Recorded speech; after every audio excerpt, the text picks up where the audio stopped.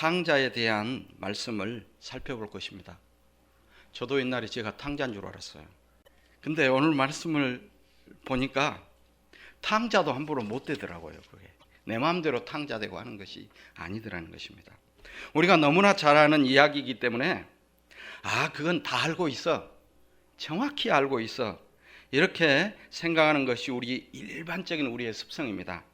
그렇지만 우리가 잘 아는 이야기일지라도 전혀 모르고 있을 수 있다는 점도 알아야 됩니다.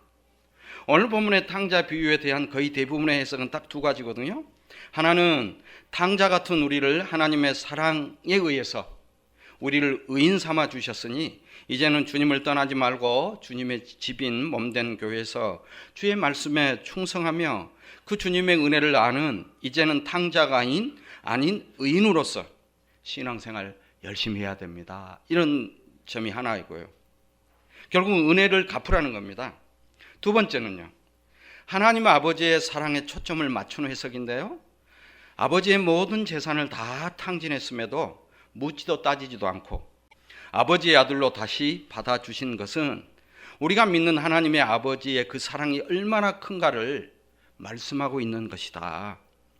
이 하나님 아버지께서 이처럼 크신 사랑으로 우리를 붙들고 있으니 성도인 우리는 참으로 복 있는 자이다.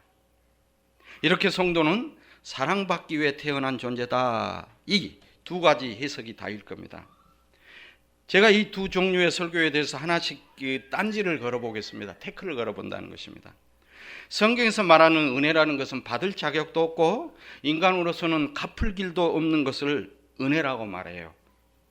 만일 은혜를 아는 의인으로 못 살면, 그렇다면 은혜를 아는 의인으로 못 살면 이제 어떻게 되는 것입니까? 다시 지옥 가는 걸까요? 또 하나요, 하나님 아버지의 사랑에 대해서만 하신 말씀이라면 처음부터 재산 상속을 이 아버지가 안 해주셨으면 될 거 아닙니까? 아들 이긴 부모 없다고요? 그러면 해줬으면 말지 왜 청승맞게 매일 그 다음 날부터 매일 문 밖에 서서 그 아들이 돌아오기를 큰아들도 보고 있는데 청승 떨고 있습니까? 만일 하나님 아버지께서 자식이 때를 쓴다고, 인간이 때를 쓴다고 인간에 의해서 하나님의 아버지의 뜻이 수시로 바뀐다면, 여러분 이런 하나님을 과연 여러분이 믿을 수 있으며 하나님일 수 있느냐는 것입니다. 이 의문점을 가지라는 것이죠. 이제 오늘 본문인 탕자의 비유를 자세히 살펴보도록 하겠습니다. 오늘은 1편만 합니다. 본문 11절 12절에 보면 또 이르시되 어떤 사람에게 아들이 둘이 있다는 것입니다. 그 둘째가 아버지에게 말하되 아버지여 재산 중에서 내게 돌아올 분깃을 내게 주소서 하는지라 아버지가 그 살림을 각각 나누어 주었더니, 한 아버지에게 아들이 둘이 있습니다. 그런데 둘째 아들이 아버지에게 나중에 받을 상속분의 재산을 미리 달라는 것입니다. 우리는 둘째 아들이 유산을 미리 달라는 이 말씀은 그저 인간적인 차원에서 비윤리적이고 배은망덕한 아들로 치부해 버립니다. 그리고 도덕적인 차원에서 반인륜적인 탕자로 못을 꽝꽝꽝 박아버립니다. 일찍 박아버립니다. 물론 지금 둘째 아들의 행동이 그렇게 좋은 행동이 아니에요. 나쁜 행동이죠. 아버지가 살아계시는데. 그러나 예수님께서 이 땅에 오신 이유가 단순히 삼강오륜을 가르치는 그 정도의 도덕 선생님으로 오셨느냐 하는 것입니다. 아니겠잖아요. 하나님이 주신 십계명을 보아도, 구약성경 십계명을 보아도 부모를 공경하는 말이 있어요. 그런데 예수님이 단순히 오셔서 부모를 공경하는 것이 하나님의 뜻이다, 이것이 사람의 기본의 바탕에 있는 도덕과 윤리 아니겠느냐, 이걸 가르치기 위해서 예수님이 오셨다면 안 와도 됩니다. 올 필요도 없어요. 구약성경이 이미 말하고 있기 때문에.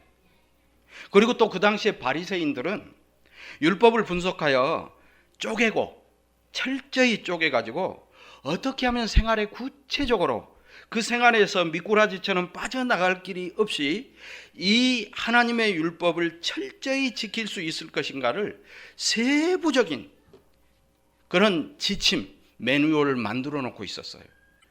그리고 이 아버지는 둘째 아들이 재산을 미리 주소서 하니까 알았다, 줄게 하고 줘버려요. 어디 안 준다고 아버지가 화가 나고 막 이 둘째 아들이 술을 먹고 막 집안을 뒤집어 엎고 이런 내용이 어디 있습니까? 그냥 줘요.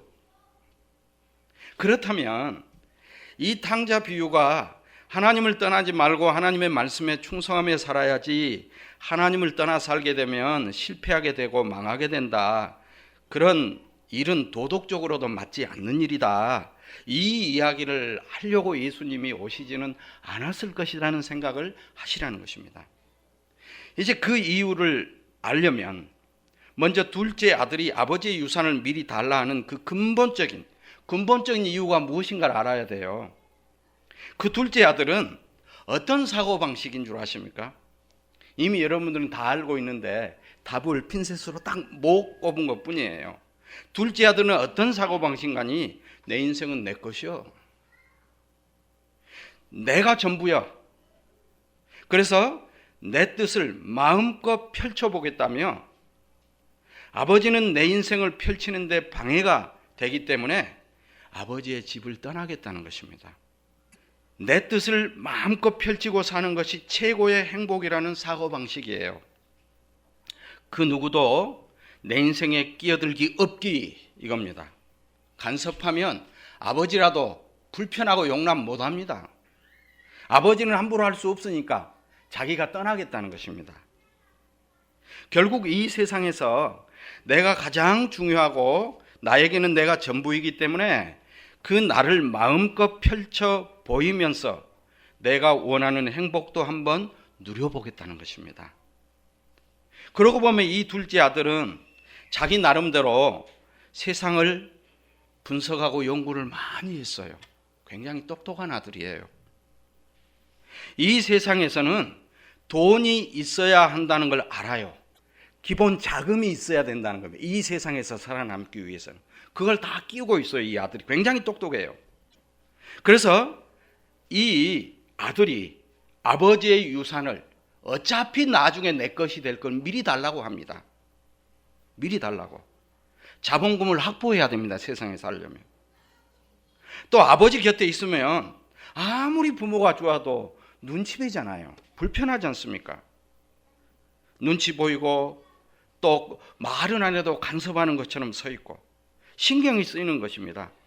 그래서 아버지가 보이지 않는, 아버지의 방해를 받지 않고 자본금도 가지고 있겠다, 이제 자기 뜻을 마음껏 펼쳐서 정말로 내 인생 멋지게 한번 살아보고 최고의 행복을 누려보겠다고 이 둘째 아들이 돈을 달라는 것입니다. 여러분, 본문 21절에 보면 탕자가 망하고 실패하고 돌아와서 한 말을 보면 알 수 있어요. 내가 하늘과 아버지께 죄를 지었습니다, 이렇게 말하죠.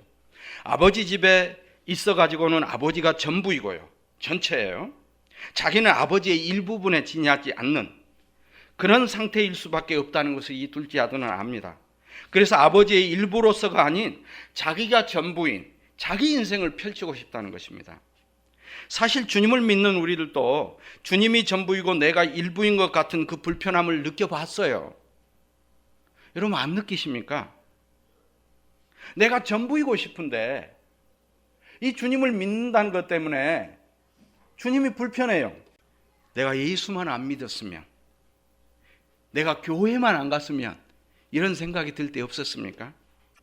지금 이 둘째 아들은요, 세상에서 자기 뜻을 마음껏 펼치기 위해서 세상의 힘이라는 그 돈의 기초자금이 필요했다는 것도 알고, 또 자기의 뜻을 펼치면서 내가 일부가 아닌 내가 전부가 되는 그런 삶을 위해서 재산을 미리 받아갖고 아버지 집을 떠난 것입니다.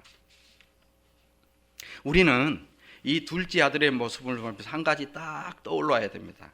이 둘째 아들이 자기중심적이고 세상의 힘을 추구하는 선악과 따먹고 하나님 자리를 차지한 죄인된 인간의 모습을 보여주고 있구나.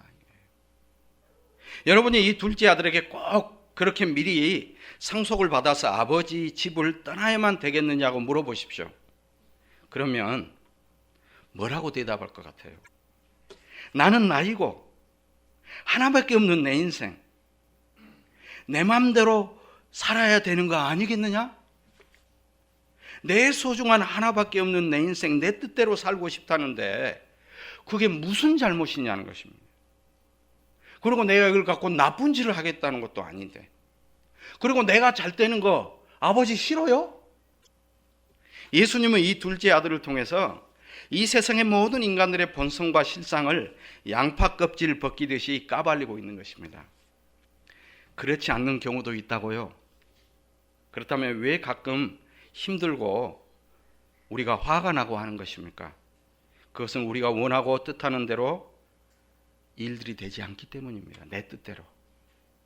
그래서 이 둘째 아들의 모습 속에서 우리의 모습을 볼 수 있어야 합니다. 내 인생은 소중하고 내 것이기에 나는 내 중심적으로 살아야 행복하다는 것이 우리의 본성이라는 겁니다. 그런데 이 세상은 아담이 선악과 따먹은 후 이 세상도 심판 가운데 있고 이 세상에 던져지고 놓여진 자들, 우리 인간들도 아담의 모든 후손들도 이미 죄로 태어난 자들이에요. 그러니까 경쟁이죠. 그렇기 때문에 이 세상에서는 내 마음대로 살 수 없어요. 이걸 알아야 여러분들이 행복해요. 내 마음대로 사는 것은 불가능한 이 판에 우리가 놓여 있습니다.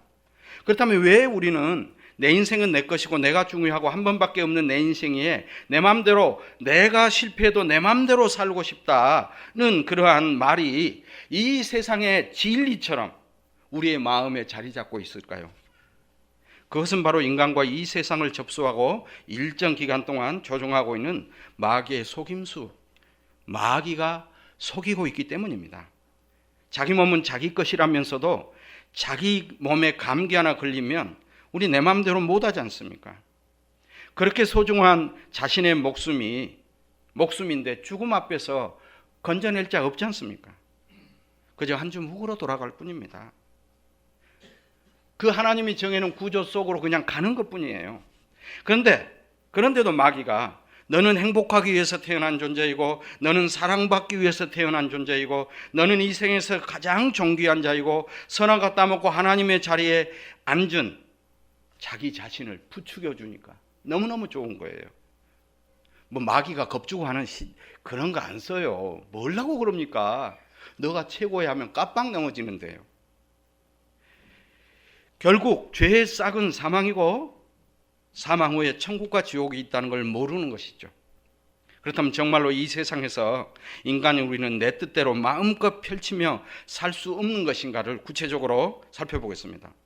군대에 가면 왜 힘드는 것일까요? 훈련이 힘들어서 힘들던가요? 물론 그런 부분도 있겠지만 정말로 군대가 힘든 것은 내 몸을 내 마음대로 내 뜻대로 못하고 고참병에 의해서 조종되는 노봇과 같은 존재가 되기 때문에 그것이 견딜 수 없는 것입니다. 내 인생은 내 것인데 이것이 선악과 먹은 아담의 후손의 본성인데 내 마음대로 못하고 내 몸을 내 마음대로 못하는 것입니다.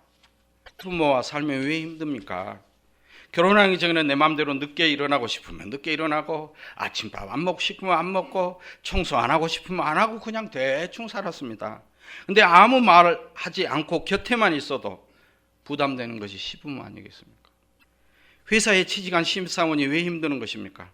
상사 직원에 의해서 자기가 움직여야 되고 자기가 평가받아야 되고 상사 직원의 기준에 의해서 자기가 움직여야 한다는 것이 힘든 것입니다. 그러면 회사를 그만두고 자기 뜻대로 사업을 시작하면 다른 사람의 간섭 안 받고 살고 싶다고 그렇게 일을 벌립니다. 사업 현장에 나가보니 왜 그렇게 경쟁자는 많고 왜 그렇게 갑의 이치에 있는 그런 회사들은 많은 것인가요? 그래서 에이 사업부터 때려치우자 그만뒀어요. 집에서 그냥 놀기만 합니다. 그것도 하루 이틀이지 돈이 있어야 밥을 먹고 살지요. 내 마음대로 안 됩니다.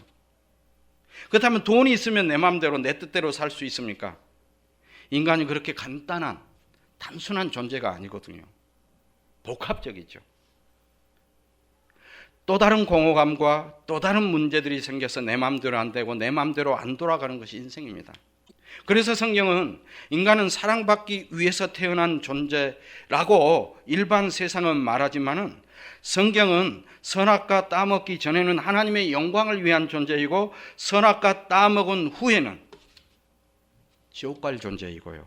그 중에 택한 자만이 예수 그리스도 안에서 하나님의 영광을 찬미하고 하나님의 은혜를 따라 사는 자라고 말을 합니다. 그런데 자기도 하나님처럼 되기 위해 마귀의 속아 선악과 먹은 후에 내 인생은 내 것이니 내 꿈을 멋있게 펼치고 최고의 행복을 누리고 살아야겠다고 한다는 그 마귀의 속임수, 그걸로 살기 때문에 결국은 모든 인생은 전도서의 말씀처럼 인생은 헛되니 이 말이 맞구나 하고 마지막 숨을 거두는 것입니다.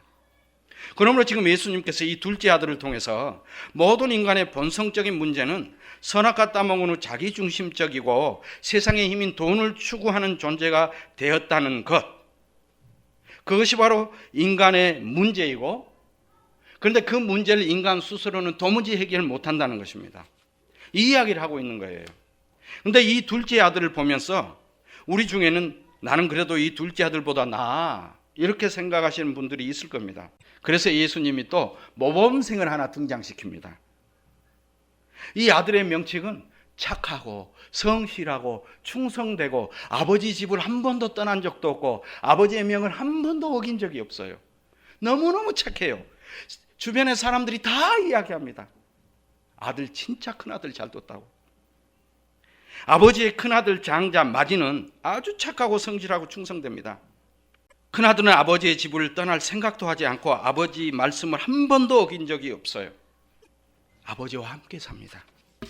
그런데 집 나간 둘째가 아버지의 재산을 다 창기와 더불어 탕진해버리고 돌아온 것입니다. 그날 또 장자이고 맏이인 큰아들은 밭에서 아버지의 명을 따라서 하루 종일 일하고 왔습니다. 그런데 자기 집에 풍악 소리하고 막 춤추는 소리가 들리는 것입니다. 종을 불러서 자초지종을 물어보니 재산을 탕진하고 돌아온 그 둘째 아들을 위해서 아버지가 송아지를 잡고 성대한 잔치를 베풀었다는 것입니다. 자기는 하루 종일 땀 흘리며 고생하고 오는데 말입니다. 재산을 다 창기와 탕진해버리고 돌아온 둘째 아들에 대해서 아버지가 화를 내면서 질책하고 너는 근신해라. 너는 아들도 아니야. 이렇게 해도 부족할 뻔인데 묻지도 따지지도 않고 잔치를 베풀어버려 송아지까지 잡아서 오히려 아버지가 잃어버린 아들을 다시 찾았다고 송아지를 갖고 아들에게 좋은 옷과 너는 내 아들의 증표라는 다시 가락지를 끼고 좋은 신발을 신기고 이웃 사람을 초청해서 아주 극진한 대단한 잔치를 벌이고 있으니 그 아버지의 행동은 이 착하고 충성되고 성실한 아들의 그 사고방식으로 볼 때는 도저히 납득할 수가 없는 일입니다.